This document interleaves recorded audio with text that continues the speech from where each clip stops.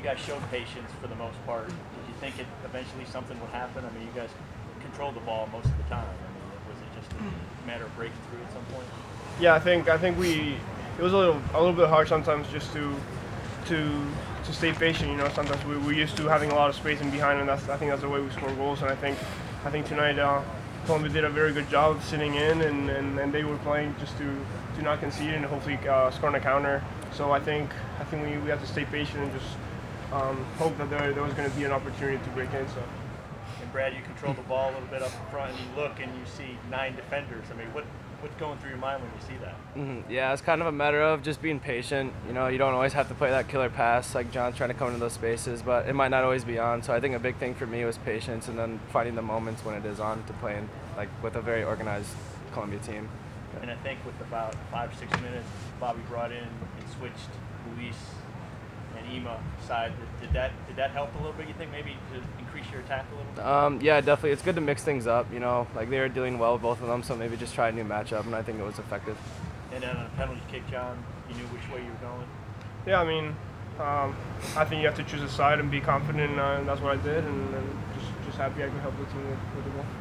And Bobby, what do you think of their defensive tactics? A lot like the Syracuse game, I thought. They packed it in, and they were more disciplined and organized than any team we've played in my 3 years here. And not because Coach Anderson's my friend. It's just if you watch them all year long, right? They've only let up 6 goals before the NCAA tournament started, and the 7th goal they let up against William and Mary was a bomb from distance. You know, it happens to everybody, and then a penalty here tonight. So from an organization standpoint, I just told Coach Pollard and Coach Anderson is we played a lot of teams that have sat deep against us, and with our depth, with our movement, which I don't think was great today. You know, we'll talk about this already a little bit, and we'll focus on it this week.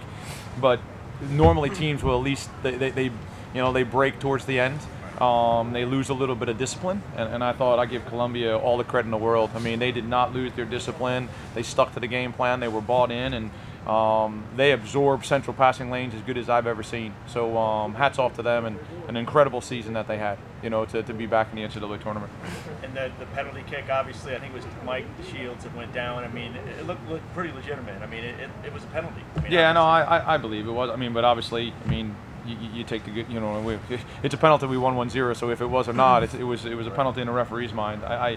Again, we'll take what we can get. There's what is there, 16 teams left right now, right? Or there will be 16 teams at the end of the day, and you know, we'll take it any way we can. You know, we have an opportunity to train another 5 days and to be together as a group and play against a really good Butler team. But we talked about it is everybody talks about trying to win a national championship.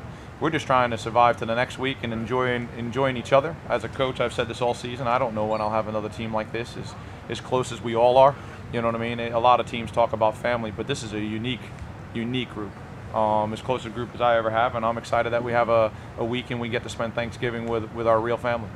And the penalty kick, no doubt, John was taking it. How do you guys decide that? I looked at Stephen Echeverry was on the sideline with me, and I said I probably should have screamed out a name because there was 3 of them up there, but they were talking about if they were going to celebrate on the wall or not. That's what I was told. So I'm glad they were fully confident in what was going to happen. Oh, and obviously too, you came here when John was a sophomore. Rising sophomore. I had him in the spring, unfortunately. And how has he evolved, obviously, in the system? I mean, it's been unbelievable what he's done scoring-wise this year. He doesn't roll his eyes anymore when I yell at him, okay. All right? He responds. He's. I will tell you the biggest thing that I talk about John is his resiliency, to be there in big moments. I'm not saying anything that I'm not going to say to John all week as we watch video, not his best performance tonight, but he steps up in a big way, you know, when the team needed him.